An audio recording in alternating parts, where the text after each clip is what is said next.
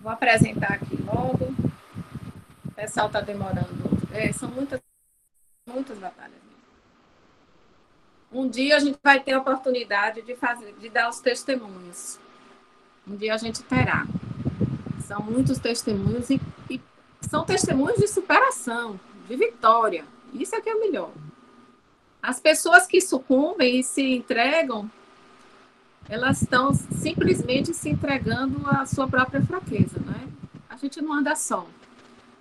Nesse caminho nós não estamos sozinhos. Então, a cada dia é uma nova batalha, a cada dia nós temos que recomeçar. Nunca foi dito que era fácil. O Senhor não disse que era fácil.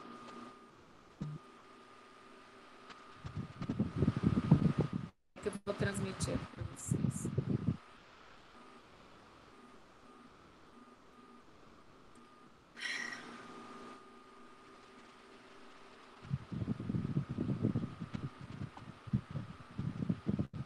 Todo mundo já leu, já terminou o tratado? Como é que está essa parte aí? Já acabou, Eu Matheus? terminei. Eu, Já graças a Deus, terminou? terminei. Graças a Terminei. Deus. Já li todo e está novo tratado. Como é? Eu já li todo e estou relendo novamente o tratado, só que mais focado naquela parte Ah, da sim, entendi. 12 dias preliminares. Já leu e está lendo de novo. Muito bem. Eu vou fazer o compartilhamento pelo celular. Deixa eu ver se dá certo aqui. Só um instantinho.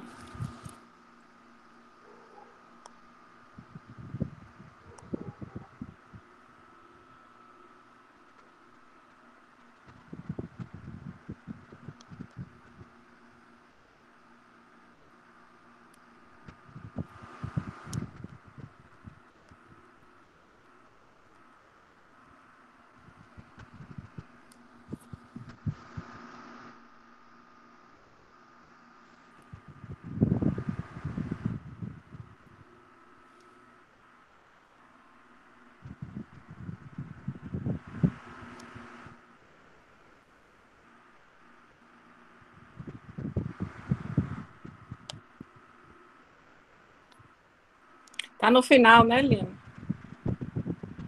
O tratado, cada vez que vocês forem ler, vocês vão descobrir que ele é um tesouro que não tem fim.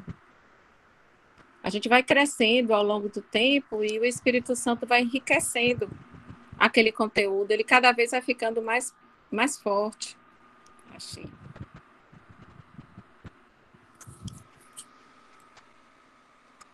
Só vou mudar aqui.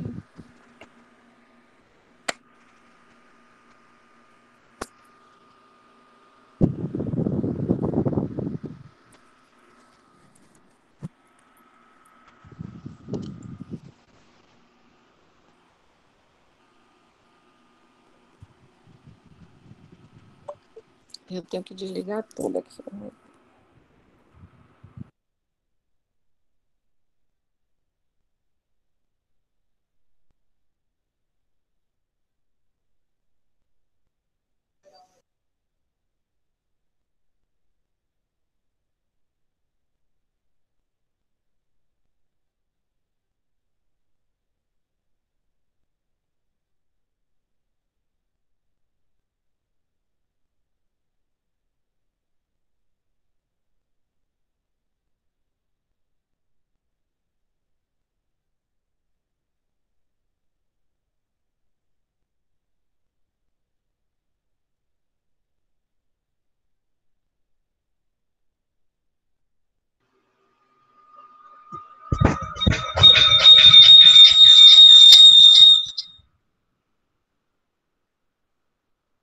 Pronto, vamos lá.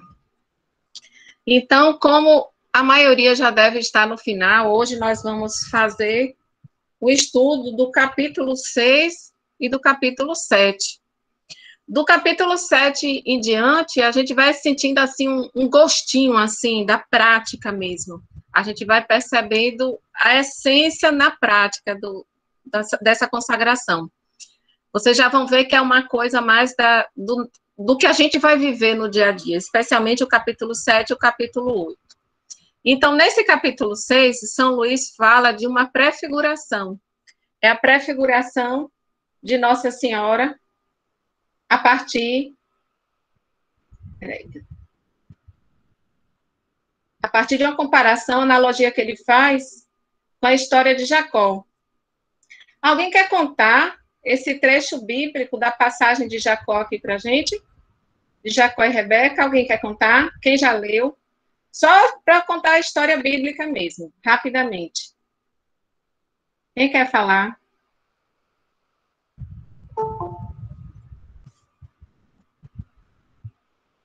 Bora lá, pode falar de qualquer jeito, contar de qualquer jeito, não se intimidem não. Vamos lá.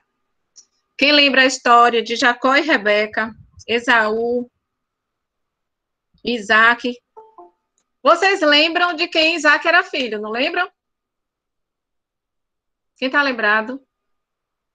Isaac era filho de Abraão. Isso. Era o filho da promessa, né?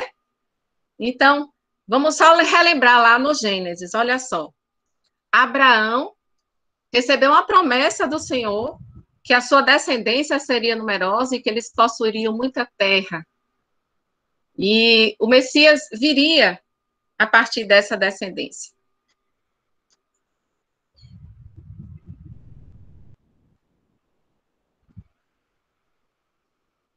E eu já vi que esse WhatsApp vai ficar aqui me perturbando. Como está eterno. Thaís, coloque desativar notificações nele. É isso que eu estou vendo aqui. Eu vou colocar no modo noturno. Talvez no modo noturno isso se resolva. Vamos ver.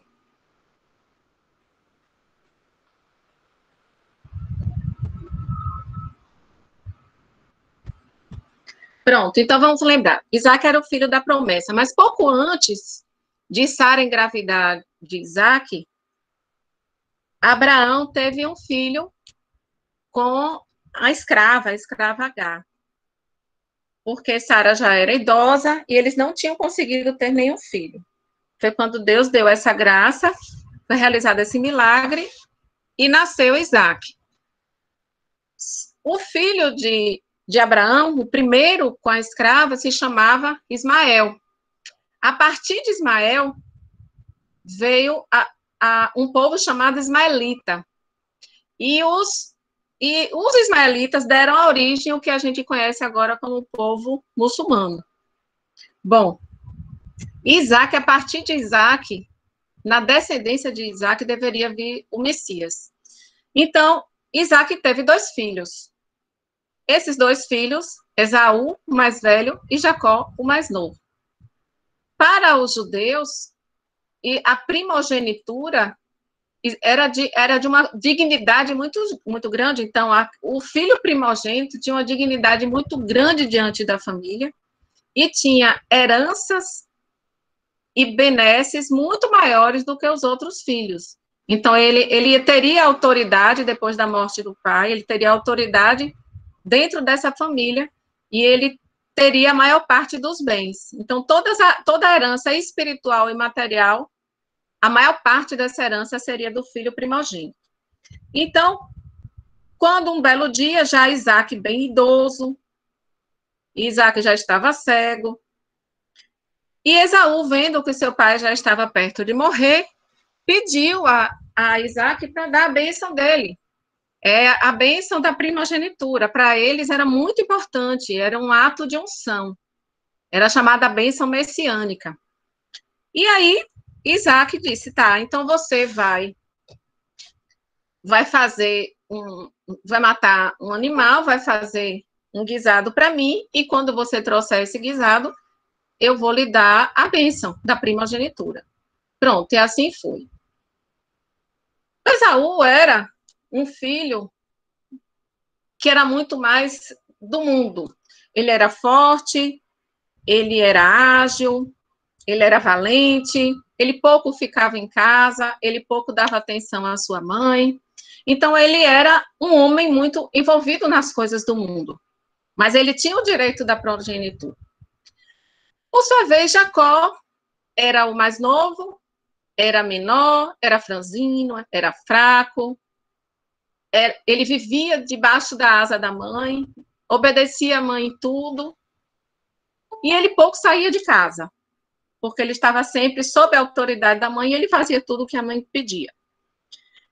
E a mãe, Rebeca, entendeu que a bênção da primogenitura não deveria ser de Esaú, pelo comportamento de Esaú, e sim de Jacó, que era o preferido dela, era o filho predileto dela.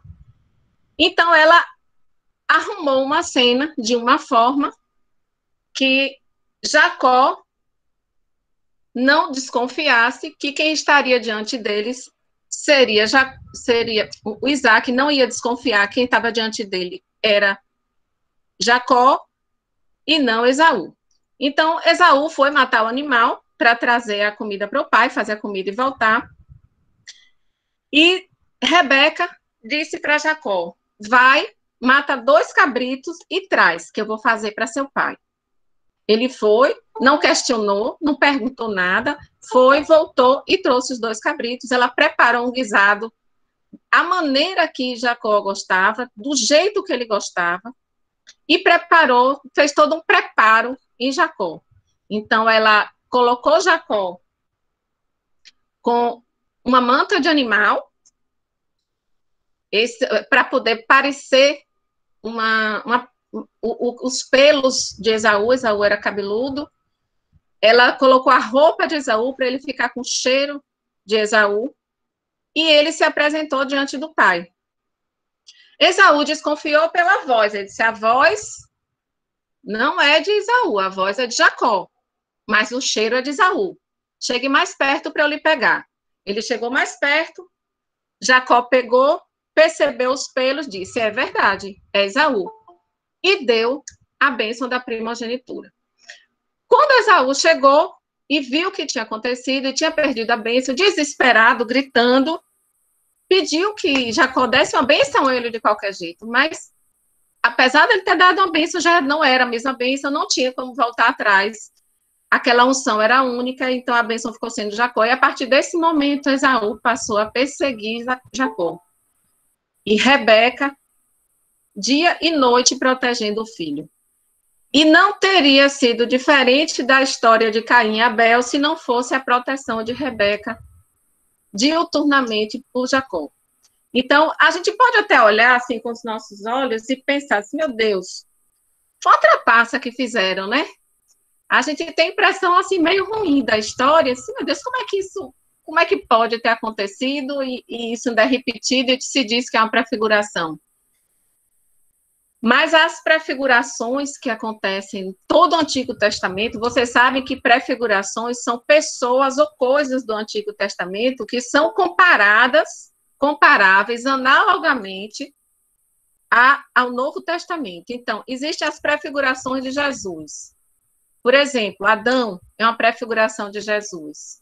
Moisés é uma prefiguração de Jesus. E por aí vai. O templo de Jerusalém é uma prefiguração de Jesus. Israel é uma prefiguração de Jesus. De modos diferentes, aquele lugar, aquela coisa ou aquela pessoa previu, profetizou o que viria na nova aliança. Do mesmo jeito, Nossa Senhora teve suas prefigurações no Antigo Testamento, a começar por Eva. Eva foi uma prefiguração, Esté, Ruth, Rebeca, que a gente acabou de falar, a Arca da Aliança, e por aí vai. É um assunto riquíssimo e muito lindo para depois vocês se aprofundarem. Aqui, especificamente, a gente está falando de Rebeca. Mas só para trazer à memória, que vocês devem escutar muito isso, a nova Eva e o novo Adão, são Maria e Jesus, eles são chamados de novo Adão e nova Eva, como se fosse um recomeço do Gênesis. Então, recomeça tudo de novo, na nova aliança, mas de uma forma diferente. Porque se a gente for observar, Eva e Maria tinham muitas coisas em comum. Ambas eram criaturas, Ambas eram imaculadas, então elas foram criadas sem pecado original. Ambas eram virgens, ambas foram visitadas por um anjo. Aí tudo fica diferente a partir daí. A história muda e cada uma toma seu rumo a partir desse momento. Enquanto Eva escutou aquele anjo que era o anjo mau, Lúcifer, escutou e disse sim ao anjo, Maria escutou o anjo de Deus, Gabriel, e disse sim a Deus. A grande diferença foi a desobediência de Eva, que trouxe toda a sua descendência para o pecado, e a obediência de Maria, que trouxe de volta do pecado a sua descendência. E aí vocês vão lembrar que no Gênesis, que também é chamado de proto-evangelho, como se fosse o primeiro evangelho, o evangelho primeiro, o evangelho que começou. No Gênesis, Deus disse, vocês lembram quem foi que deu o nome de Eva? Vocês estão lembrando como foi que aconteceu o nome dela? Quem foi que disse que ela seria mulher? Não foi Adão que deu nome a todos os animais. Deus assim quis e permitiu. E depois, quando ele considerou que Adão estava muito sozinho e quis lhe dar uma companheira que lhe fosse agradável. E Adão, muito feliz, quando viu que tinha aquela pessoa semelhante a ele, disse carne da minha carne, e deu o nome de mulher. Então, aquele primeiro Adão deu o nome à primeira Eva, de mulher. Quando Adão e Eva pecaram e quebraram a harmonia que existia com Deus, eles perderam aquela harmonia que existia no Gênesis e perderam tudo que existia no Jardim do Éden, inclusive a imortalidade. Naquele momento, Deus profetizou: porém inimizade entre ti, serpente, e a mulher, entre a tua descendência e a descendência dela. Tu lhe ferirás o calcanhar, e ela te esmagará a cabeça. Foi a única inimizade plantada por Deus. Vocês podem rodar, virar, mexer a Sagrada Escritura, vocês não vão encontrar outra inimizade plantada por Deus. Deus plantou uma inimizade eterna, um ódio eterno entre a serpente e a mulher. Quando a gente chega lá no final, no Apocalipse, a gente vê de novo essa inimizade voltar à tona. Só que dessa vez, o dragão, a antiga serpente, e a mulher. No Calvário, nós vemos a menção da mulher novamente. O novo Adão, que está na cruz, ele se refere a Maria como a mulher, que é a nova Eva. Mulher, eis aí o teu filho. Filho, eis aí a tua mãe. Então, o mesmo Adão que na árvore do Jardim do Éden feriu a Deus, ofendeu a Deus, deu nome de mulher, mas ofendeu ao Senhor, traiu a confiança de Deus e desobedeceu. O Adão novo, que é Jesus, ele vai trazer um novo alento para a humanidade. A partir daquele momento, ele traz a redenção. E entrega ao mundo uma nova mulher. Essa, sim, essa é a mulher. Não é uma mulher, é a mulher. A Virgem Maria, a Mãe de Deus, aquela que recebeu toda a humanidade a partir daquele momento em consagração. Eis aí o teu filho, é o mesmo que dizer, eis aí os teus filhos. Os teus filhos, os filhos do batismo também serão teus. E a partir desse momento tivemos uma mãe e um pai, uma família completa. Deus não deixa nada pela metade. Deus nos deu a família completa. Então, a prefiguração de Maria, para começar, foi Eva, passou pela Arca da Aliança. A Arca da Aliança guardava o tesouro, que eram as pedras da lei, era venerada no Antigo Testamento.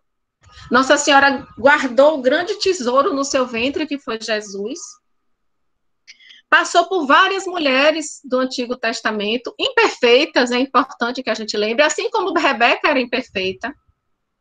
Mas aí veio, na Nova Aliança, no Novo Testamento, no Evangelho, a Boa Nova nos traz um novo Adão perfeito e uma nova Eva perfeita. Foi essa grande dádiva que Deus nos reservou, esse grande presente que ele nos trouxe, na Boa Nova, que veio com Jesus Cristo. Então, Rebeca, ela é a prefiguração de Maria, e a gente deve entender aquele relacionamento que ela tem com Jacó e Esaú da seguinte maneira, conforme São Luís explica.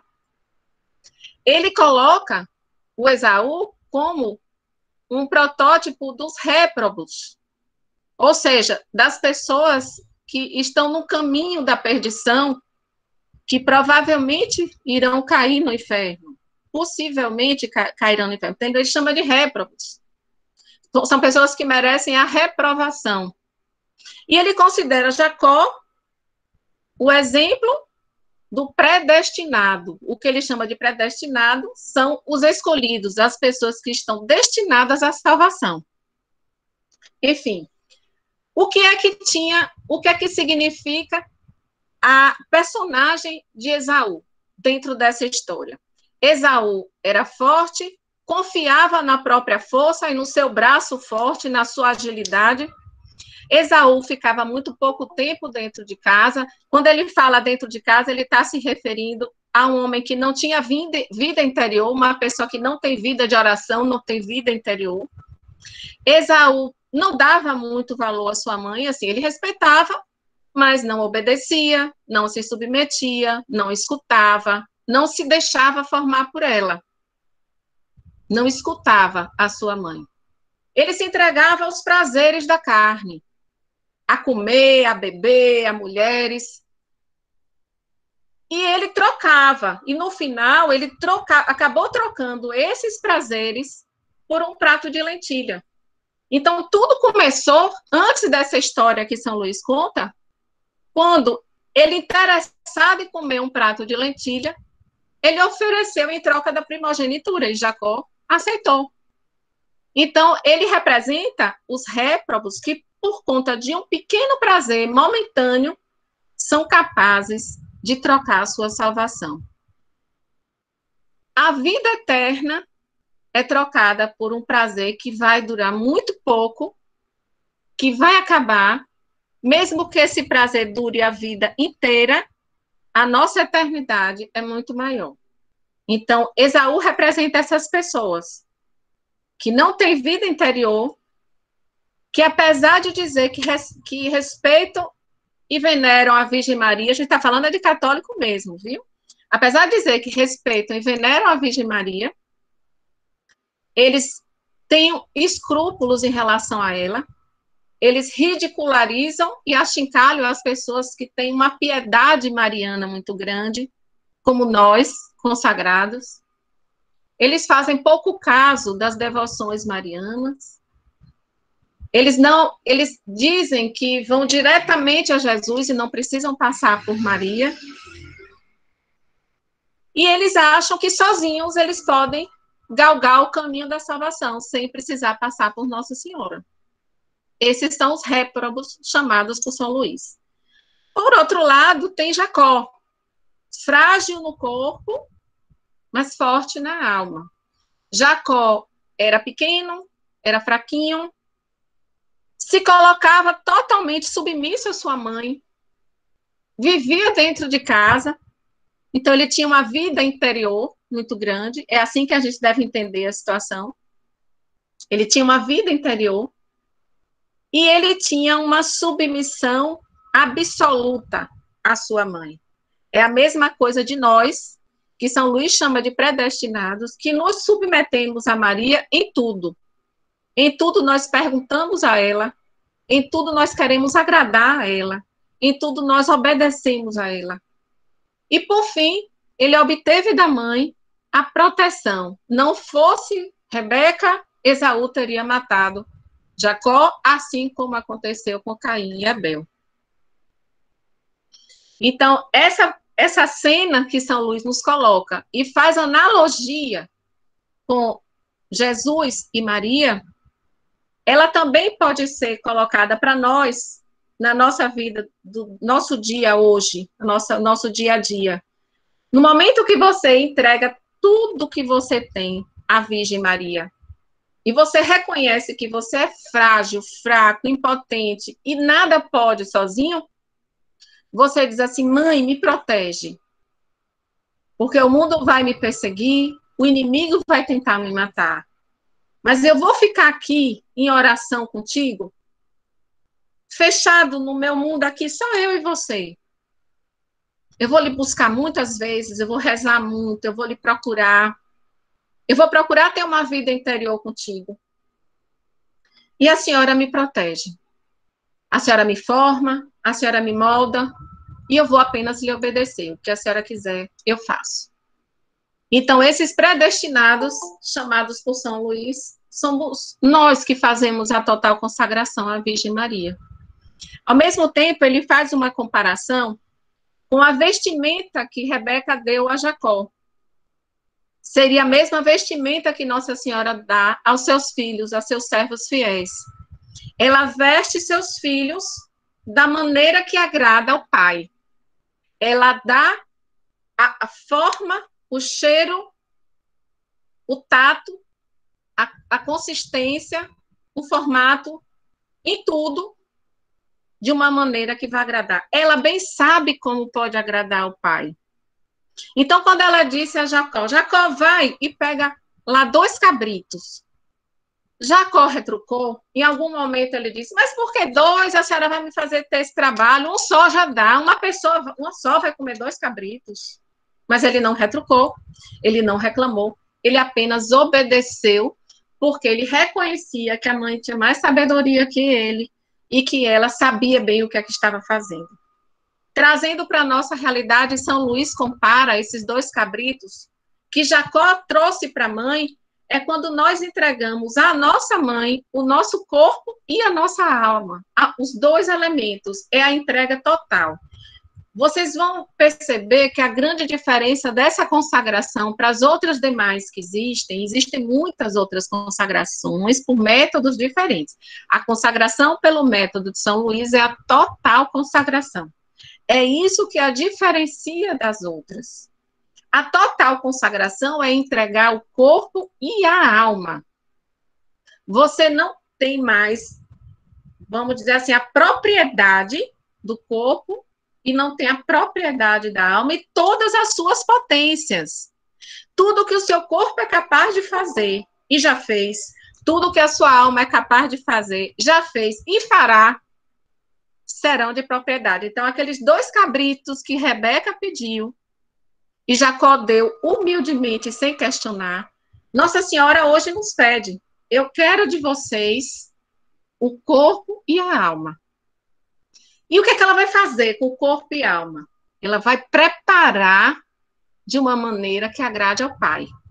Então, ela vai nos revestir da veste de Cristo. Vai nos colocar o cheiro de Cristo. E quando nós nos encontrarmos diante do Pai, o que é que o Pai verá? A reprodução do seu filho. Nós estamos caminhando para a imitação de Jesus Cristo. Nossa Senhora nos forma para imitarmos Jesus. No momento que ela nos chama para imitar a ela é a perfeita imitação de Jesus. Ao mesmo tempo, nós estaremos imitando a ele. Então, quando Rebeca colocou as vestes de Jacó, para que fosse produzido aquele cheiro, para as vestes em Jacó de Esaú, para que ele ficasse com o cheiro do irmão, e colocou a pele de animal, para que ele se parecesse com o corpo do irmão, ali São Luís entende que Nossa Senhora vai nos preparar com as vestes de Cristo, no momento que nós entregamos a ela o nosso corpo e a nossa alma, os 2 cabritos. E o interessante é que São Luís fala a respeito ele chama de deveres de caridade da Santíssima Virgem em relação aos seus fiéis servos. Aí ele fala que Nossa Senhora, ela ama seus filhos, mas nós já sabemos disso. E existem várias justificativas, vários motivos para ela amar esses filhos. Bom, primeiro que uma mãe sempre ama seus filhos, né? Isso aí não é uma coisa difícil da gente concluir. Segundo, porque nós amamos ela e por reconhecimento ela termina nos amando também. Terceiro, porque nós somos predestinados. Assim como Jacó era predestinado, também nós queremos ser predestinados. E Deus nos ama. Se Deus predestinou alguém, é porque Ele os ama. Então, porque Deus os ama, Nossa Senhora também ama, necessariamente. E, por fim, esse dever de caridade que Nossa Senhora tem, em quarto lugar, para nós que somos consagrados. Porque se nós nos consagramos a ela, nós começamos a tomar parte da sua herança.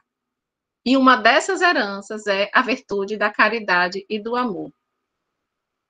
Aí Nossa Senhora passa, a partir daí,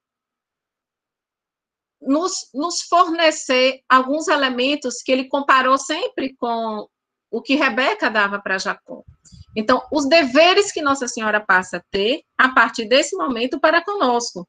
Ele chamou de deveres, e são deveres mesmo.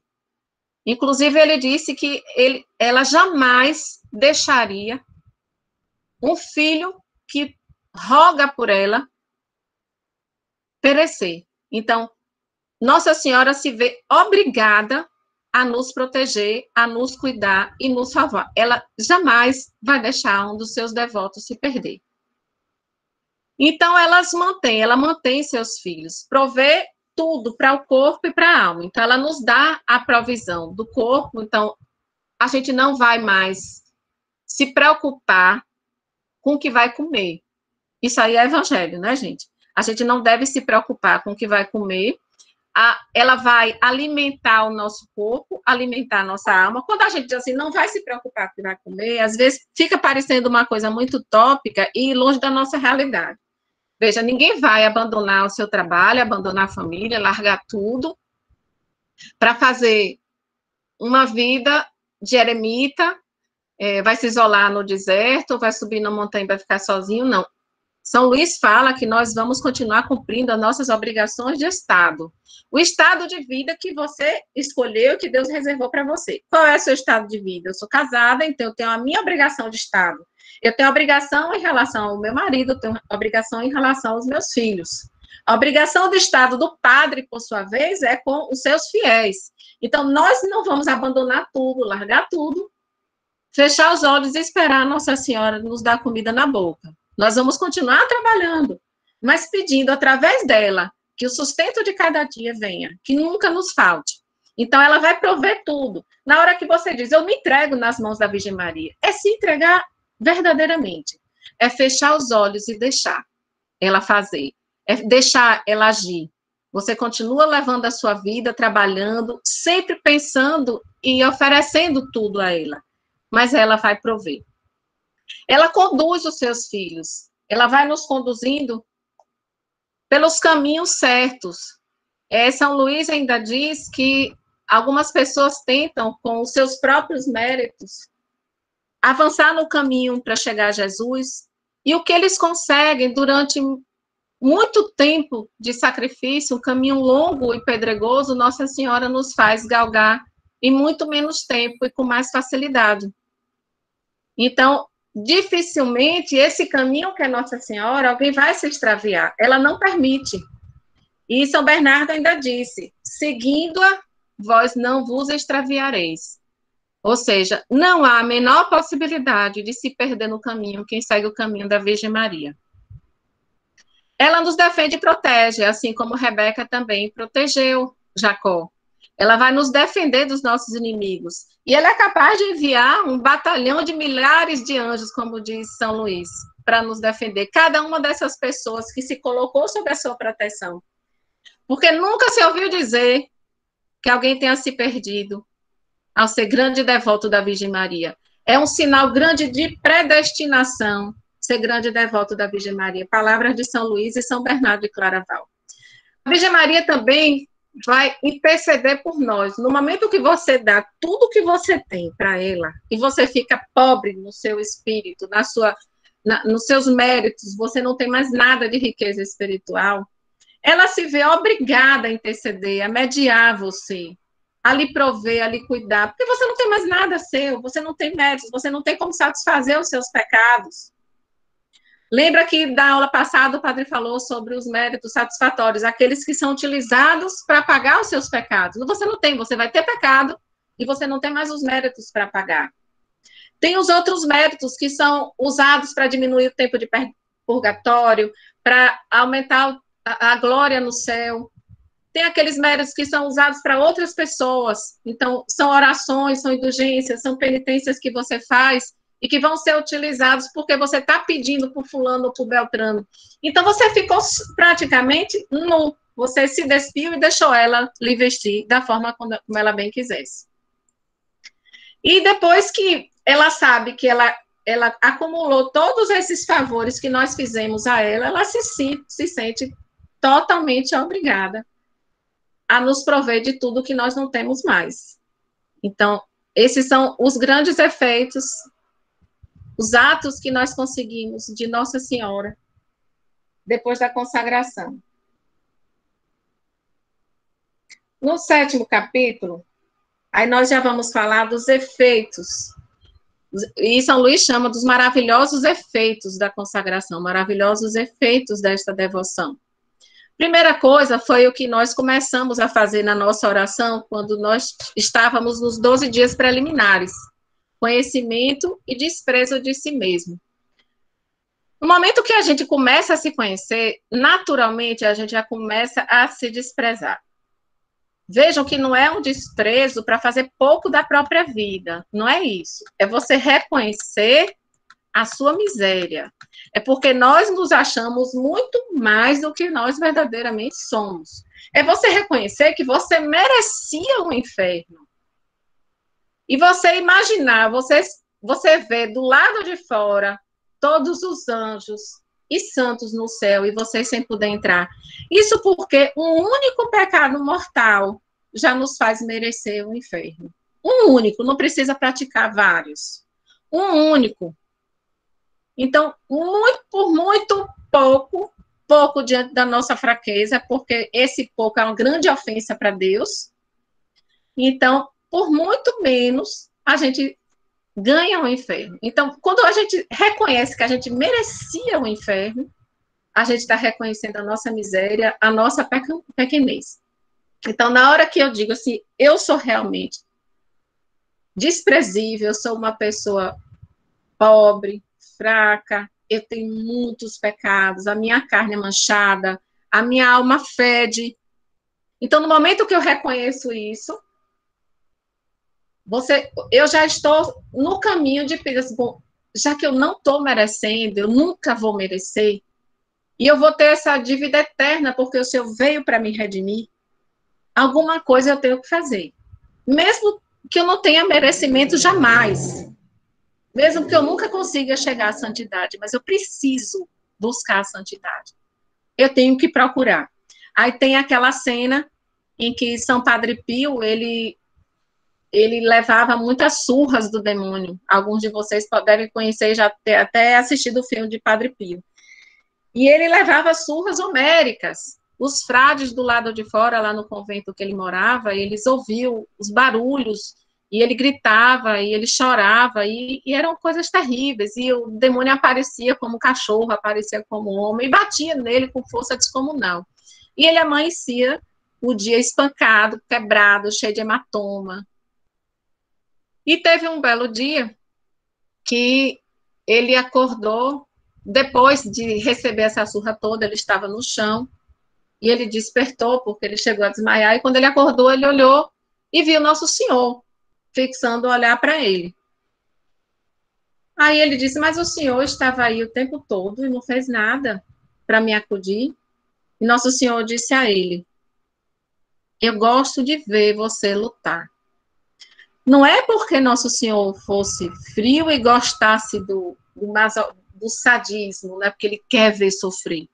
Mas ele sabia que aquele amor que São Padre Pio estava demonstrando ao se submeter a carne dele ao demônio, às surras do demônio, as humilhações do demônio, aquela busca pela santidade.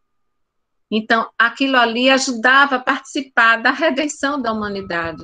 Porque São Padre Pio, ele se colocou como vítima, assim como muitos outros santos e mártires se colocaram como vítima.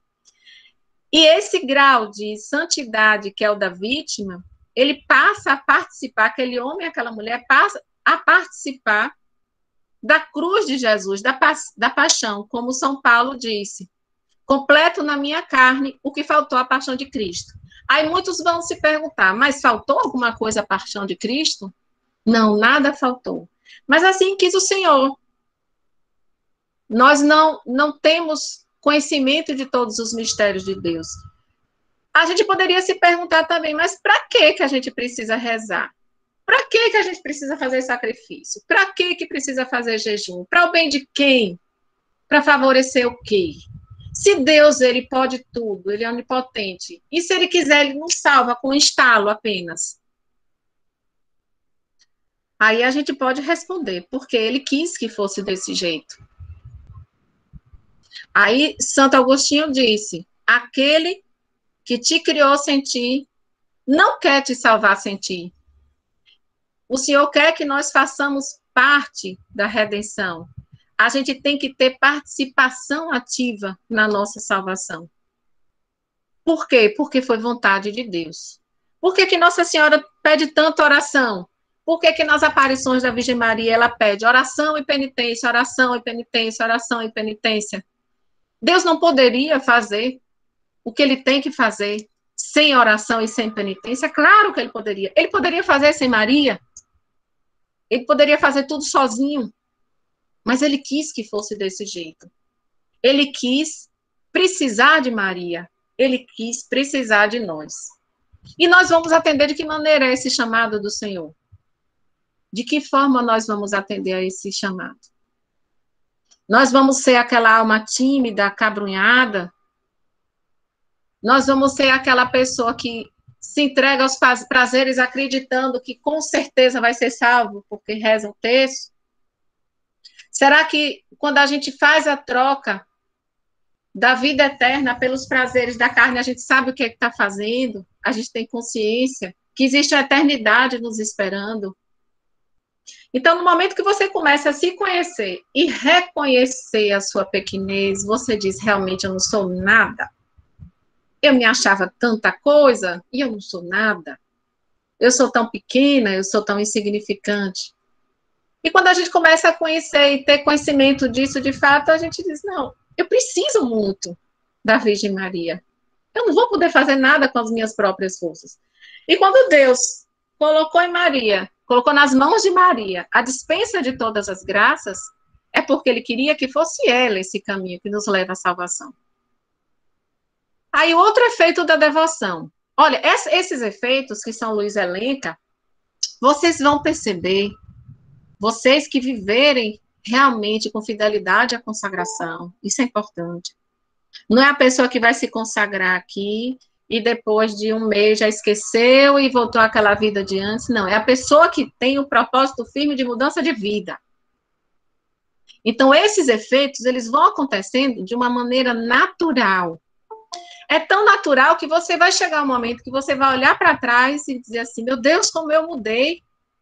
Eu não sei como, eu não percebi, eu não promovi isso, eu não fiz nada para que isso acontecesse de forma humana, com as minhas mãos. Eu não me forcei a fazer nada. Aí você vai perceber o quanto foi forte esse efeito da sua consagração na sua vida. Daqui uns anos vocês vão estar dando testemunho disso. Da mesma maneira que eu dou hoje. Eu posso dizer que eu tenho um marco na minha vida. Dentre todos os momentos bons e ruins que eu tive na minha vida. Eu tenho um marco que eu posso estabelecer com muita clareza, antes e depois da consagração. A transformação que houve na minha vida, como um todo, em todos os sentidos, em todos os terrenos da minha vida, depois da consagração, não há comparativo que eu possa fazer com antes. Por toda a caminhada que eu já tinha na igreja, por toda a caminhada de oração que eu já tinha, por toda a caminhada na minha vida familiar que eu já tinha, tudo eu achava que estava muito bom, viu? Eu não achava que precisasse melhorar nada, não. A soberba era grande. Eu dizia, não, eu já estou bem demais, para quê? Não preciso, está tudo muito bom. Eu sei ser boa mãe, eu sei ser boa esposa, eu sei ser boa profissional, eu sou a boa. Então, a consagração traz para a gente essa realidade de que a gente percebe que a gente não é nada bom e que a gente precisa melhorar. Então, é essa busca incessante da santidade que Nossa Senhora vai imprimir no coração de cada um de vocês. Aí, número 2, a participação da fé de Maria. Logo no início, quem fez assistir a apresentação comigo, eu falei sobre 2 virtudes que são essenciais nessa fase.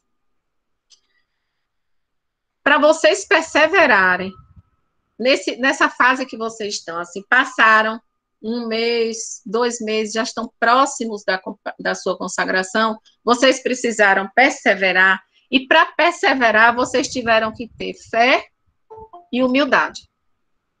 As pessoas que no trajeto do tratado, na leitura do tratado, por causa da soberba, elas pararam num determinado trecho, porque eu não aceito, porque eu não concordo, porque eu não gostei, porque acho que está errado, contestam e param por ali. Então, as pessoas que têm escrúpulos em relação à devoção mariana, elas já ficaram para trás. Não estou dizendo que quem desistiu e que não deu continuidade seja todo mundo por esse motivo, mas muitas pessoas, por causa da soberba, do escrúpulo, abandonaram. Ficaram para trás e não pretendem fazer. A não ser por uma graça muito especial, uma inspiração do Espírito Santo, uma abertura de coração, elas nunca vão se consagrar. É como Esaú, que confiava na sua própria força e não achava que precisasse da mãe para nada. Ele mesmo tinha capacidade e força para agir. Ele seria capaz de conseguir qualquer coisa. E a participação da fé em Maria? Vamos pensar nas virtudes teologais: fé, esperança e caridade. Nossa Senhora era chamada plena de graça, cheia de graça. E em relação às virtudes, ela tinha a plenitude da graça, pela ordem da graça. Vocês vão ver esses termos muitas vezes, fala-se assim, pela ordem da natureza e pela ordem da graça.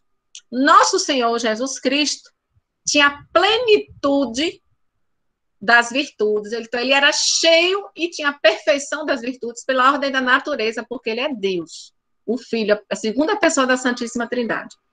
Então, pela ordem da natureza dele, ele é perfeito. Nossa Senhora, pela ordem da graça, ela recebeu em graça, mas não pela natureza, porque a natureza humana é corrompida.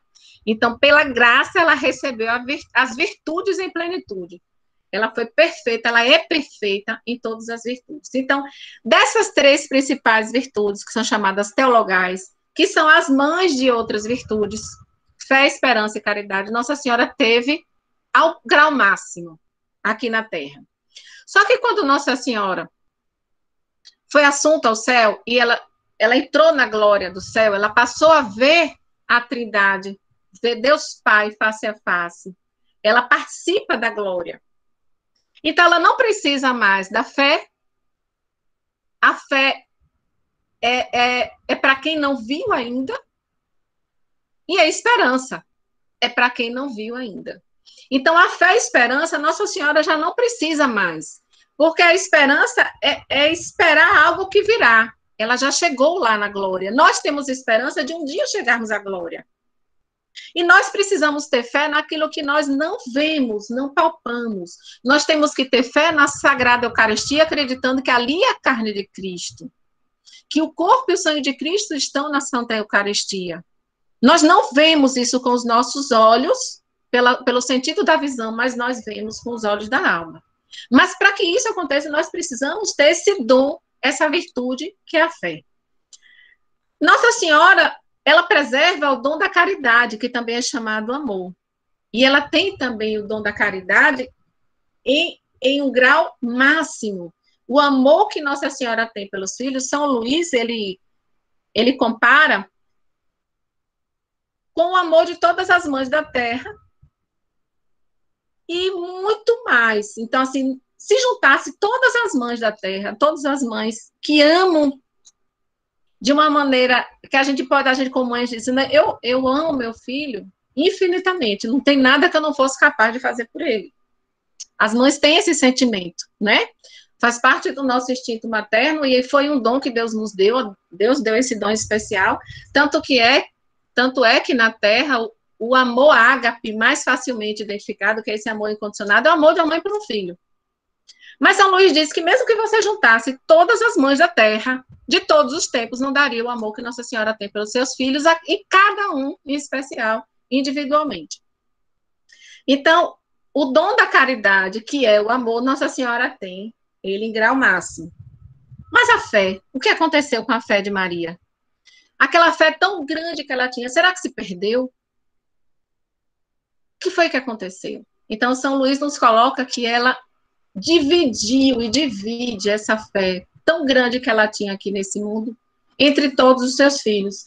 Então, cada um de nós se torna herdeiro da fé de Maria no momento que a gente se consagra a ela. A gente começa a ter participação na fé de Nossa Senhora. A grande fé. Então, você vai sentir, depois da sua consagração, um incremento muito grande na sua fé. Um amor pela Eucaristia crescente. Você vai perceber que você vai amando cada vez mais e você vai sendo atraído. E você vai querer mais. E essa fé vai trazendo no seu coração a presença do filho dela cada vez mais viva, o desejo do filho dela, o desejo da Eucaristia, o desejo de adorar, o desejo de ver. É isso daí que se chama participação na fé de Maria. Ela dividir o que é dela com seus filhos. A herança que nós recebemos por antecipação. A graça do puro amor. Quando o homem pecou, vamos lembrar lá, voltar lá ao Jardim do Éden. Foi o que aconteceu? Quando o homem e a mulher pecaram, Adão e Eva pecaram, eles ouviram os passos de Deus no jardim e se esconderam, foram para detrás da moita.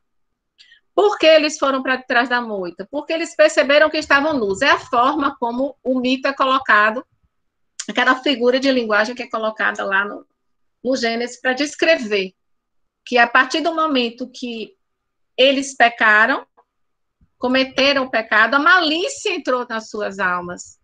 Então, eles não tinham malícia e tudo vivia em harmonia. Naquele momento, a malícia entrou e eles perceberam que estavam nus.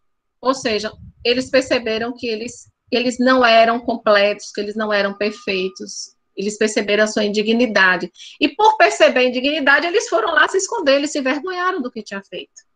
E na hora que a pessoa tem um sentimento de dignidade promovido pelo pecado, a tendência dessa pessoa é se afastar. Eu tenho vergonha de fulano, eu não vou nem aparecer por lá, porque eu não quero nem ver a cara dele, porque eu fiz besteira. É mais ou menos assim. Então, a gente veio trazendo na nossa alma esse ranço dentro da nossa... dentro da herança dos nossos primeiros pais, nós trouxemos também um sentimento de indignidade em relação a Deus Pai. Nós deixamos de ter um amor puro pelo Deus Pai e passamos a ter um temor servil. Na hora que houve o pecado, nós deixamos de ser filhos e passamos a ser criatura. Adão e Eva eram filhos e passaram a ser criaturas a partir do pecado. Então, a criatura ela já não tem mais aquele amor de filho para pai.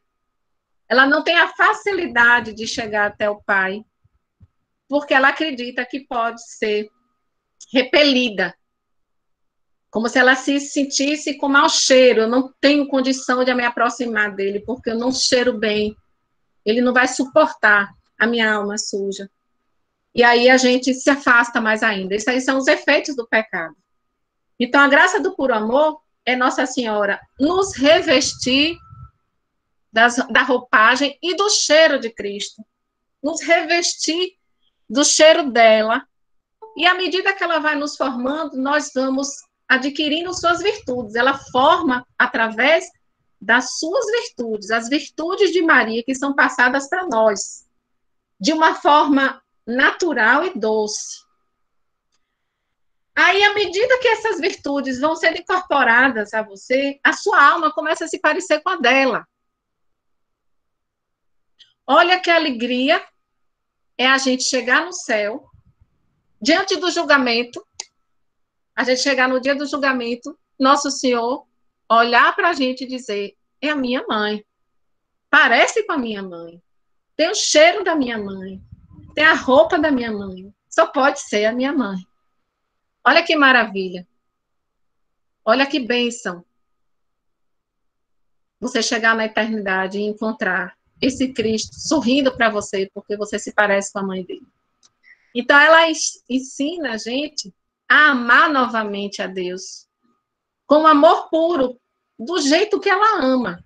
Não mais com aquele ranço de pecador, aquele ranço de servo, de criatura, mas com amor de filho. É ela te pegar pela mão, como se pega, a mãe pega na mão da criança, e te levar para se reconciliar com o pai. Porque o tempo todo, o pai só quis o seu bem. O pai só quis a sua salvação. E ela vai te mostrar isso. Ela vai pegar na sua mão, te transformar e lhe fazer, e promover essa reconciliação. E você passar a amar de uma maneira pura a Deus como você nunca amou. A grande confiança em Deus e Maria é você saber que você é incapaz de agir pelas próprias mãos. Então, quando a gente reconhece a nossa indignidade, a nossa pequenez, então a gente sabe que com as nossas próprias forças a gente não tem condição de galgar um caminho de salvação, que a gente facilmente vai se perder. E aí você diz, pronto, senhora, eu estou lhe entregando aqui tudo que eu tenho, nada mais terei, e eu confio na senhora. Pronto. E essa confiança que vai ser restabelecida vai lhe acompanhar o resto da vida. Eu acredito que muitos de vocês já têm grande confiança em Jesus e em Maria. Mas você vai ter mais ainda. Porque o que é que nós fazemos? Assim, nós nos ajoelhamos diante do Senhor e dizemos, Senhor, seja feita a tua vontade. Mas lá por dentro a gente diz assim, tomara que seja igual a minha, né? Isso aí só pode ser falta de confiança nossa, não é verdade? Porque você diz que tá deixando a vontade dele na sua vida, mas de fato você já tem os seus planos. Então, a confiança ela é adquirida ao longo do tempo. É um caminho de santidade. Então, Nossa Senhora vai fazer com que a gente confie cada vez mais, que a gente se entregue, que a gente seja capaz de pular do alto de um sobrado, de olhos fechados, tendo a certeza que ela vai segurar. É só uma forma de personificar a confiança. Porque uma criança pequena, se uma mãe estiver embaixo e mandar, ela pula. É o que a gente tem que fazer. A comunicação da alma do Espírito de Maria. Ela se comunica com a gente de que maneira? Bom, Maria é uma pessoa, ela é viva, e ela passa a fazer parte da sua vida como rainha, como senhora. Ela é mãe e é rainha. Segundo Santa Teresinha, ela é mãe e rainha, mas ela é muito mais mãe do que rainha. E ela faz parte da sua vida. E tudo que você fizer vai ser em Maria, por Maria, com Maria e para Maria. Em tudo você vai fazer atos para agradá-la. Você vai pensar, será que Nossa Senhora vai se agradar se eu fizer tal caridade? Será que ela vai ficar feliz se eu for adorar Jesus no sacrário? Será que ela vai ficar feliz se eu for para uma missa no meio da semana a mais do que eu tenho o costume de ir? Será que ela vai ficar feliz se eu rezar um texto? Será que Nossa Senhora vai ficar triste se eu disser uma palavra ruim para meu marido? Se eu disser uma palavra rude para meus pais? Se eu cometer qualquer tipo de desvio, se eu me entregar a algum vício? Então, tudo em tudo, você vai pensar como Maria reagiria numa situação dessa. Então, tem virtudes que você vai precisar mais do que outras. Então, para algumas pessoas, a virtude do silêncio é o mais importante. A virtude da paciência pode ser mais importante.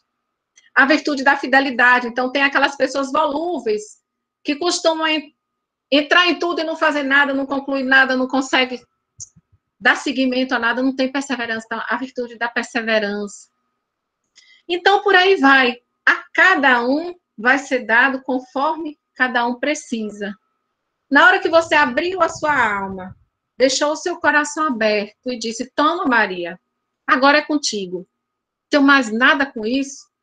Ela vai agir, ela vai fazer, ela vai arrumar. Ela logo identifica o que é que você precisa.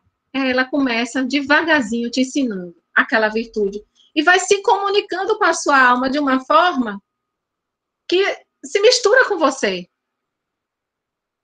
É claro que onde existe o pecado, Maria não está. Mas onde está Maria, o pecado não entra.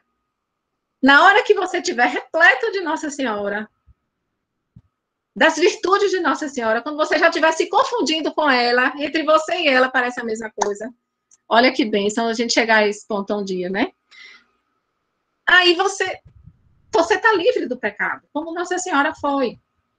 Isso é uma utopia, isso é impossível, mas é a nossa busca diária. A gente sabe que é muito difícil e com as nossas forças, de jeito nenhum, a gente consegue.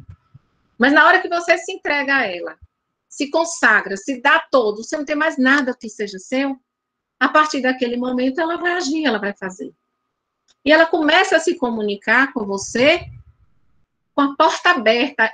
É como se você tivesse já um canal direto com ela, ela fala com você, você fala com ela fala com você, você fala com ela. Não precisa ter dons sobrenaturais, não. Ela vai falar o seu coração, você vai entender quem vem dela. Você vai perceber que foi ela quem disse, foi ela quem pediu.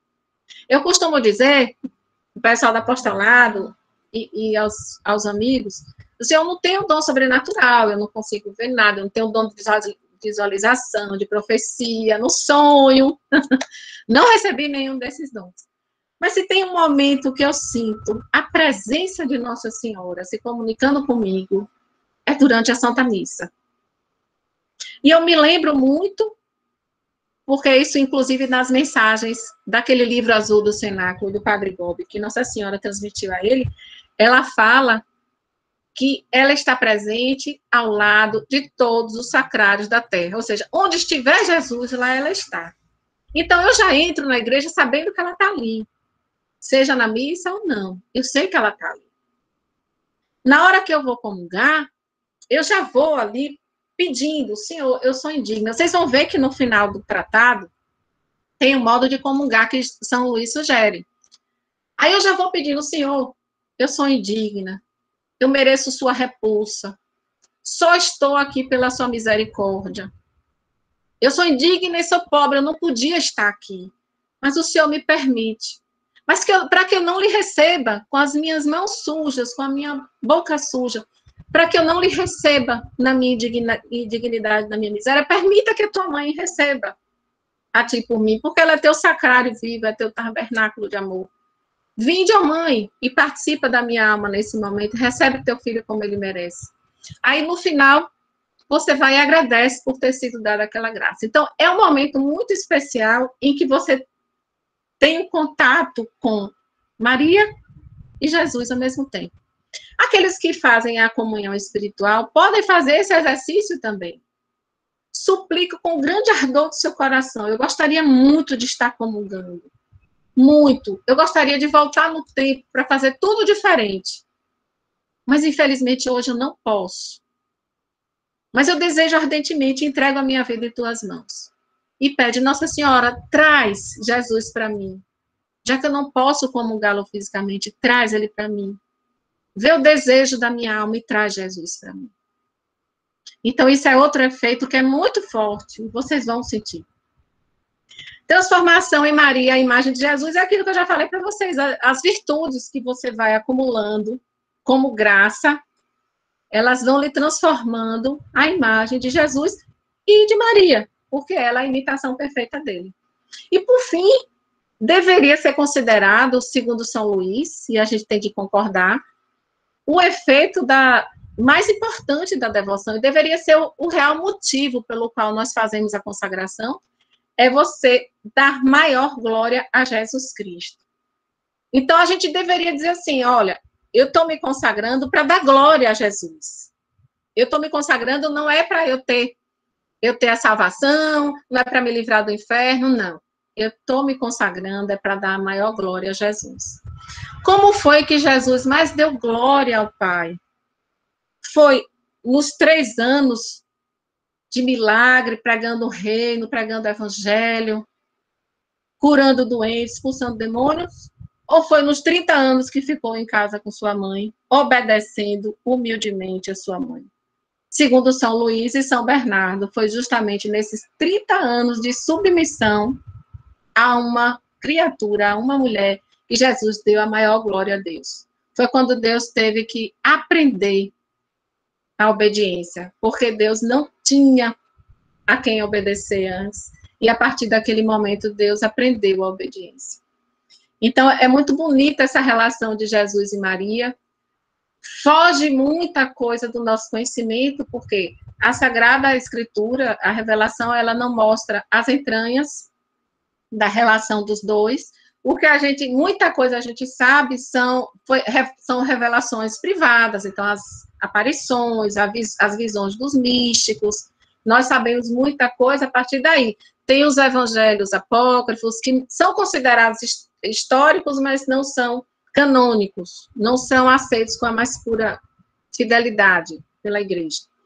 Então, tem muita coisa que, se nós soubéssemos, segundo São Luís, o quanto eles dois estão unidos e são inseparáveis, e para comparar de uma forma melhor, ele comparou com a luz e o sol. Você não tem como separar a luz do sol, não tem como separar o calor do fogo. É assim, Jesus e Maria, não há como separar. É por isso que ela está ao lado de todos os sacrários da terra. E quando vocês chegarem na igreja, vocês olhem para o sacrário, falem com Jesus, mesmo que seja só, eu te amo, eu vim lhe ver, mesmo que seja 1 minuto, 1 segundo, mas você vá sabendo que ele está lá, e a mãe dele está lá do lado, e foi ela que te levou para lá. Ela te levou e levará, porque você é consagrado, você passa a ser dela, e ela vai te atrair para o seu filho. Então, a maior glória de Jesus Cristo é a mãe, ser honrada, ser respeitada, ser venerada. Eu não sei se eu contei para vocês a história de Santa Gertrudes, eu não lembro se eu contei da outra vez, se contei, vou ouvir de novo. Estava tendo uma pregação no convento dela, e essa pregação era sobre a devoção mariana, mas ela ficou muito chateada porque só falavam de Maria e não falavam de Jesus. E ela ficou naquela contrariedade, ela ficou tão chateada que teve uma hora que ela se retirou. Aí, quando ela passou pela imagem de Nossa Senhora, que ela deveria se curvar, porque era o hábito lá de dentro da congregação entre as religiosas, tinha que se curvar e fazer uma saudação, ela passou reta, não olhou para o lado, nem fez a saudação. Quando ela chegou lá na frente, ela topou direto com quem? Com Jesus. Estava lá, Deus Filho, de pé, olhando para ela com cara de reprovação. Gertrudes, por que você não falou com a minha mãe? Senhor, é porque só falaram dela, lhe deixaram de lado, lhe escantearam, como se o senhor fosse um nada. Ele diz, Gertrudes, sabe como podes me dar maior honra? Mais do que me adorar, é venerar minha mãe, é honrar. Então, é por isso que São Bernardo diz, não se honrou, amou, louvou, respeitou a Maria tanto quanto ela merece. Muito mais devemos honrar, venerar, respeitar e amar. Muito mais ela merece. Então, vamos perder completamente o que restar de escrúpulo em relação à devoção mariana. Nossa Senhora merece muito mais, e quem disse isso foi Jesus. E ele disse isso do alto da cruz. Não é nenhuma revelação privada, como é o caso de Santa Gertrudes, foi do alto da cruz. Que ele nos deu a Maria e nos deu Maria para nós. E não se conformando, ele não tinha mais, vamos dizer assim, não tinha mais o que dar, ele deu a sua própria mãe. Se ele tivesse entregado a sua mãe a um único homem, Deus estaria sendo limitado Deus estaria sendo egoísta, Deus estaria abandonando todo o povo de Deus que viesse depois, as gerações futuras, e Deus não é assim. Deus não é. João, naquele momento, representou toda a humanidade, todos os filhos que viriam depois. É muito difícil para a gente entender algo sem a cronologia do tempo, mas a gente tem que tentar compreender que o tempo só existe para nós. O nosso tempo tem começo e tem fim. Mas na eternidade, a eternidade não tem começo nem tem fim. A eternidade é o sempre. Então, Nossa Senhora, assim como os santos e os anjos, já nos vê da eternidade. É como se ela já estivesse vendo quem está lá, quem vai para lá. Ela prepara os nossos lugares. Tem até uma mensagem do Padre Bob no Livro Azul que fala isso. Já vos vejo todos na glória. Então, se a gente já é visto na eternidade, a gente também já foi visto no Calvário. Naquela cena do Calvário estávamos todos nós. Porque não há tempo. Jesus teve a oportunidade de morrer por cada um de nós, porque nós já estávamos lá. É bem difícil de compreensão, mas é verdade. Tem o livro de Ana Catarina Emeriti, que eu já falei para vocês também, que ela fala exatamente isso. Que toda a humanidade, de todos os tempos, estavam diante do Calvário, assistindo aquela cena e sendo redimidos através da dor de Jesus. Então, a gente finaliza aí o 7º capítulo. Eu espero que eu tenha conseguido passar para vocês. Tem coisa que é um pouco difícil de explicar, porque assim, tem coisas que a gente compreende, mas para passar, o entendimento de cada um é diferente. Vocês têm alguma dúvida em relação a isso? Me falem alguma coisa, que eu estou aqui falando sozinha, já tem 1 hora. Me digam aí, alguma coisa.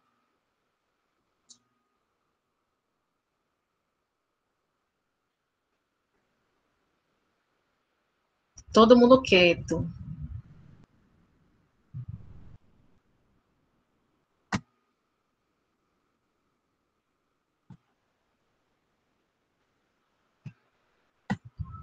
Ninguém tem dúvida, todo mundo está bem craque aí nesses capítulos. Não chegaram ainda nos capítulos. Esses capítulos estão complicados. Me digam aí alguma coisa. É muita informação, é muita coisa.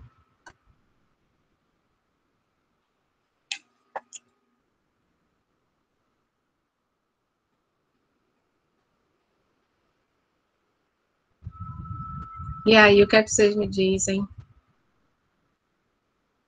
Tem algumas pessoas que falaram.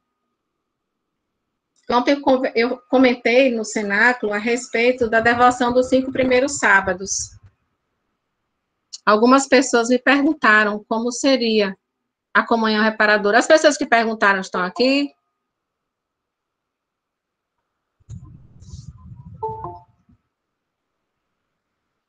Dentre os que perguntaram ontem, tem alguém aqui?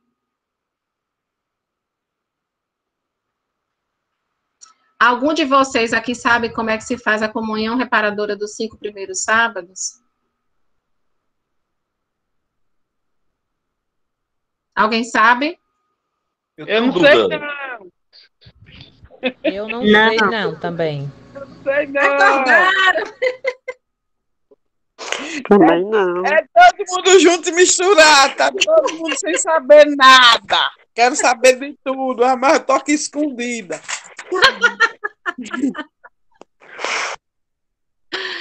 Eita, pensei que estava tudo dormindo. Alguém sabe como começou essa devoção? Quem foi que inventou a devoção do... Vocês sabem a devoção das 9 primeiras sextas-feiras do mês, vocês sabem? Do Sagrado Coração? Tem alguém aqui do Apostolado da Oração? Eu sei! Pronto! Então, você lembra, Lucileide, que são 9 primeiras sextas-feiras que Nosso Senhor fez as 12 promessas da Santa Margarida Maria Alacoque, não foi? Foi isso. Pronto, 9. Aí, Vamos agora para Fátima, 1925. Vocês sabem que as primeiras aparições de Fátima foram em 1917, para os 3 pastorinhos. Pronto, no ano seguinte, os 2 menores já tinham morrido, Jacinta e Francisco. Lúcia ficou sozinha e foi para um convento. Em 1925, ela estava no convento na Espanha. E ela teve uma visão, ela teve 3 visões, enquanto ela já estava no convento. Ela teve uma primeira visão em 25, a segunda visão em 26 e a terceira visão em 29, a terceira e última visão que ela teve. Pelo menos que ela tenha contado. Na de 1925, ela teve a visão do menino Jesus com a sua mãe. E ele mostrava o coração da mãe cercado de espinhos. Aí ele dizia, vede o coração da minha mãe cercado de espinhos, que são as ofensas que o homem comete. Desagrava o coração imaculado da minha mãe, que está tão sofrido, tão cheio de espinhos. Aí ele mostrava e tinha ali 5 espinhos principais, cravados no coração. Aí ele pediu para que Lúcia fizesse e divulgasse a comunhão reparadora. E que fizesse durante 5 primeiros sábados. Então, a do Sagrado Coração são 9 primeiras sextas, e a do Imaculado Coração de Maria são 5 primeiros sábados. Aí ela perguntou, por que 5? Aí ele disse, por 2 motivos. Um é porque, pela humildade da minha mãe, ela não quer que seja as 9 como eu, com o meu Sagrado Coração. E segundo, porque são 5 as principais ofensas. Quais são elas? As 5 principais ofensas que são cometidas contra o Imaculado Coração. É duvidar da sua virgindade, é duvidar da sua maternidade divina, assim como a maternidade em relação a nós, é duvidar da sua Imaculada Conceição, é incutir na cabeça das crianças a aversão e o ódio a Nossa Senhora. Isso acontece muito nas famílias protestantes, vocês sabem. E vilipendiar, destruir as sagradas imagens da Virgem Maria. Então, isso é corrente no nosso mundo, a gente sabe que isso acontece demais e tem acontecido cada vez mais. Vocês estão vendo um filme que vai ser lançado horrível aí com Nossa Senhora. Vocês são todos convidados a desagravar essa grande ofensa. E a gente tem que se lembrar que a ofensa é maior proporcionalmente à dignidade do ofendido. Por exemplo, uma coisa é você xingar um irmão. Já está errado. Já é uma ofensa a Deus, já está pecando. Mas se você xingar sua mãe, pela dignidade que é o fato de ser sua mãe, a gravidade é muito maior, não é? Então, sendo a mãe de Deus, que tem grande dignidade diante do Senhor, essas ofensas tomam uma proporção enorme. Então, Nosso Senhor, que apareceu sob a forma do menino Jesus, pediu, suplicou para que a humanidade desagravasse. Olha quanto ele ama essa mãe, o quanto ele respeita, e o quanto ofende a ele todas as ofensas que são cometidas contra ele. Então, ele pediu que durante 5 primeiros sábados do mês fosse feito. Então, são 4 passos. Eu vou botar lá no grupo depois. São 4 passos. Primeira coisa, confissão, comunhão, com essa intenção de desagravar, você tem que dizer na sua comunhão que você está desagravando, o seu objetivo é esse. De preferência, na comunhão, você também falar. Meditação, isso tudo no sábado. Só a confissão que pode ser outro dia. Meditar algum mistério, alguma passagem do Evangelho, durante 15 minutos, ele fala em fazer companhia a ela, fazer companhia. Você está diante da imagem, você está dentro da igreja, e meditar alguma passagem de Nossa Senhora, da vida de Jesus, e por fim o texto. Então, a confissão, Lúcia chegou a perguntar, e se a pessoa não pudesse confessar no mesmo dia? Aí foi concedido a possibilidade de fazer a confissão até 8 dias depois, se não tiver em pecado grave. Tá? Então, eu tô fazendo questão de falar isso para vocês, porque vocês, como escravos de Maria que serão, vocês vão ter que se obrigar Eu digo se obrigar, mas vocês vão fazer com muito amor, porque vocês fariam isso pela sua mãe biológica e vão fazer por ela também. Porque você vai estar consolando a Virgem Maria diante de tamanhas ofensas. É como você estivesse enxugando as lágrimas da sua própria mãe. Consolando. É a mesma coisa de um irmão seu cometer um agravo contra sua mãe e você correr para consolar ela e dizer, mãe, ele fez isso com você, mas eu estou aqui.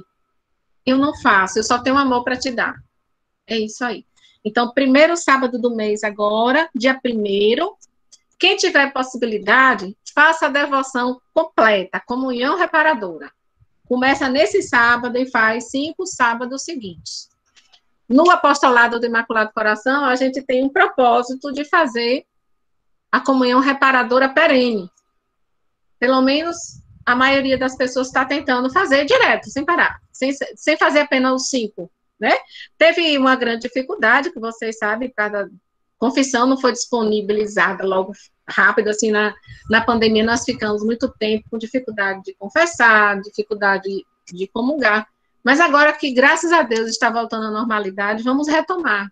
Nossa Senhora precisa ser desagravada porque são ofensas demais, e a gente tem que se doer pelas ofensas dela, não para ficar com raiva e ódio de quem cometeu, mas para correr e consolar a mãe que foi ofendida. Tá certo? Depois eu vou botar lá no grupo. Teve umas 3 ou 4 pessoas que me perguntaram, talvez elas não estejam aqui nesse momento. Mas eu vou botar no grupo lá um site para vocês verem melhor. E deixar relacionado cada um desses itens que eu falei para vocês gravarem depois, tá certo? E aí, alguma dúvida, gente? Todo mundo agora fazendo a primeira semana. Essa primeira semana vai ser até sexta-feira agora, não é? A partir de sábado, dia 1º, nós entramos na segunda semana. Lembrando que as orações vão mudar. Segunda semana adiante, aí vocês podem pegar o seu tratado aí, quem tiver com tratado.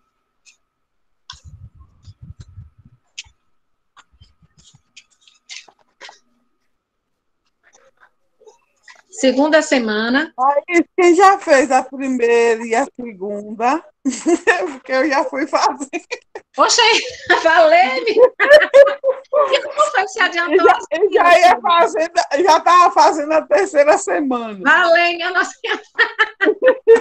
E aí, volte. Aí eu vou ter que voltar tudo de novo. Pelo menos já tenho uma experiência. Então você começou bem antes do resto da turma, não foi? Foi, eu comecei antes, eu assisti tudo, eu li o tratado logo, eu li todinho. Engoli o tratado de uma vez. Eu li todinho, todinho. Aí, depois as orações, aí depois você botou assim, a oração da primeira semana. Aí eu fui fazendo, aí os 12 dias eu fiz, aí a primeira semana aí eu fiz, a segunda semana eu fiz, aí a terceira semana, aí você botou de novo. Tem que começar da primeira semana, aí eu fiquei na dúvida. E agora? Aí parei na terceira. Parei na terceira e não fiz. Aí você faz assim, quando for sábado, você começa a fazer a segunda semana. Aí cada semana dessa é de 6 dias. São 6 dias a contagem da semana aí para essa preparação. Durante 6 dias, vocês vão ter que fazer assim. Aí na segunda semana que começa para a gente, para quem vai se consagrar dia 13, a segunda semana vai ser a ladainha do Espírito Santo, Ave Maria Estela, um rosário ou ao menos um terço. Aí, veja, tem alguns tratados que tem assim, conferir adiante o método para recitar com fruto o Santo Rosário. No finalzinho, nesse anexo aí do tratado, vocês vão ver onde tem lá método para recitar com fruto o Santo Rosário. Então, as meditações é muito interessante. Façam olhando por seguindo esse método aí, que é muito bom. Esse método proposto por São Luís. E depois eu vou passar para vocês o método de recitação com a meditação de São Luís, que quem já fez o cenáculo presencial aqui com a gente, já viu como é. Para cada oração tem uma meditação, é muito bonito também. Depois eu mando para vocês, quem quiser fazer. Mas ó, uma coisa que eu quero chamar a atenção. Você já deve estar rezando o texto, eu tenho certeza que todo mundo reza pelo menos o texto. Pelo menos o texto. Ou o rosário. Pois é. Eu rezo Não, o texto todo dia. não entre nesse texto aí como se já fizesse parte. Você vai rezar um texto a mais, viu? É. Reza um texto a mais com o propósito do conhecimento de Nossa Senhora. Veja que essa segunda semana, a empregada adquiriu o conhecimento da Santíssima Virgem. Você vai rezar um texto a mais, além daquele que você já reza normalmente, pedindo a ela para ela se fazer conhecer, se permitir conhecer por você. A partir desse estado.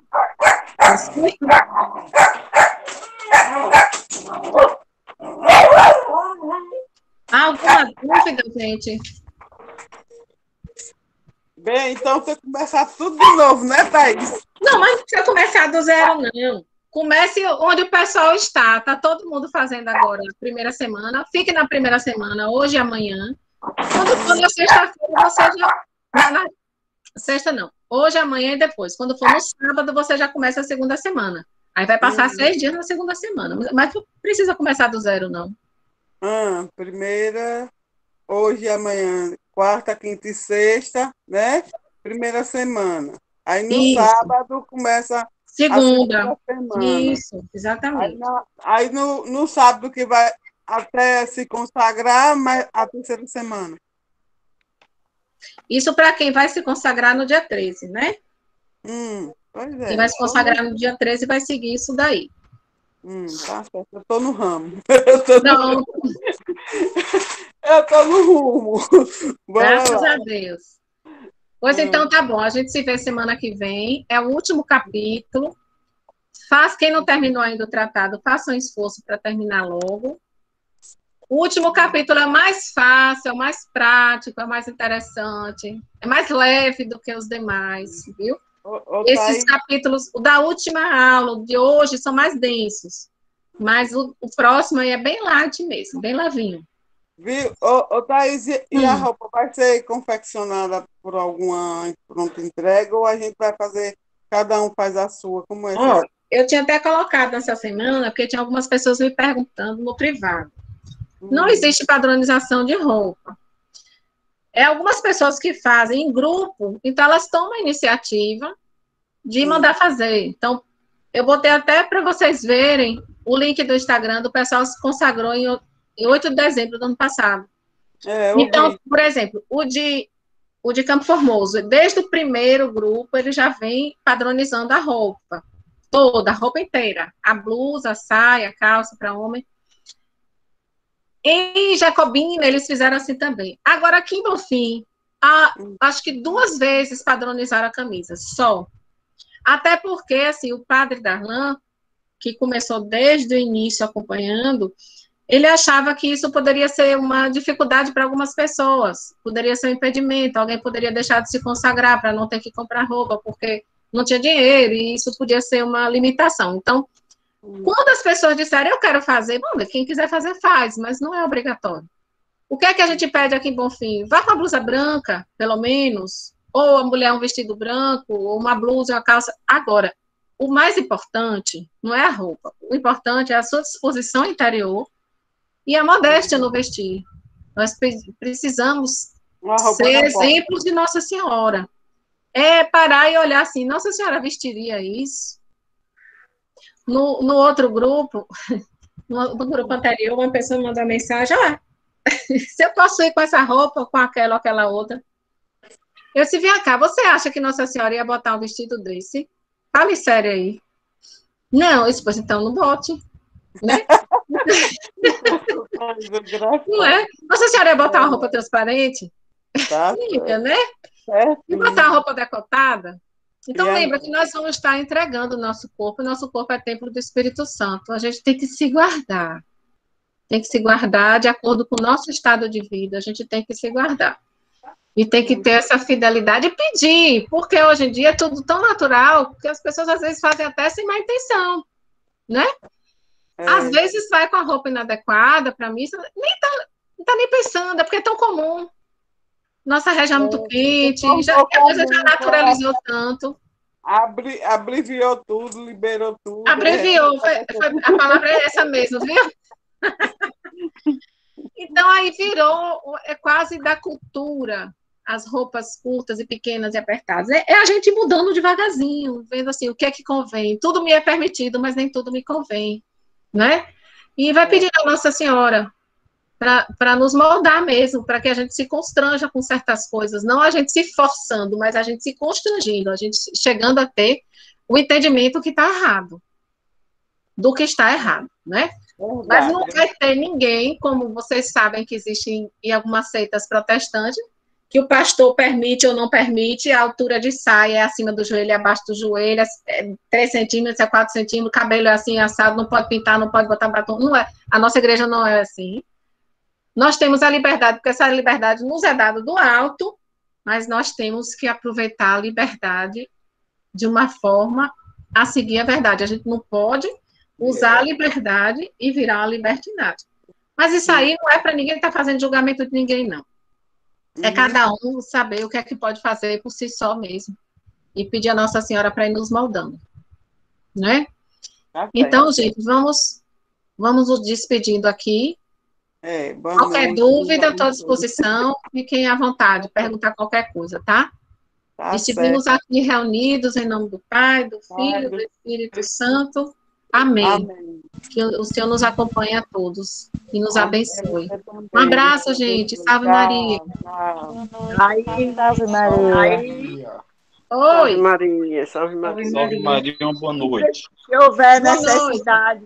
Se houver necessidade de falar, é a Celes. Certo. Se houver necessidade